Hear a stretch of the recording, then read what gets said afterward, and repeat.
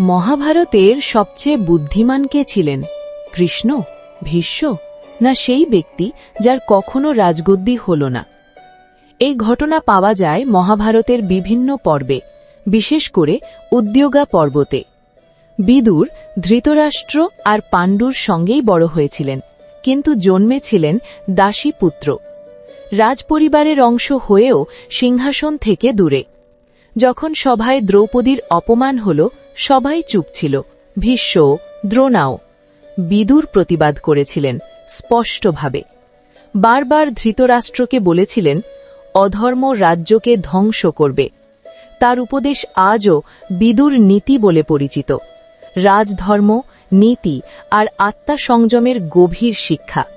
যখন তার কথা কেউ শুনল না, বিদুর রাজমহল ছেড়ে চলে গেলেন। সত্তা নয়, সত্যকে বেছে নিলেন। বিদুর এক আনকমন প্রতীক। তিনি শক্তির কাছে ছিলেন, কিন্তু শক্তির লোভ ছিল না। মহাভারত বলে, জন্ম আপনার পরিচয় নয়, চরিত্রাই হল প্রকৃত পরিচয়। আজকের দিনেও অফিস, রাজনীতি বা পরিবারে বুদ্ধিমান লোকেরা সবসময় ডিসিশন মেকার হয় না।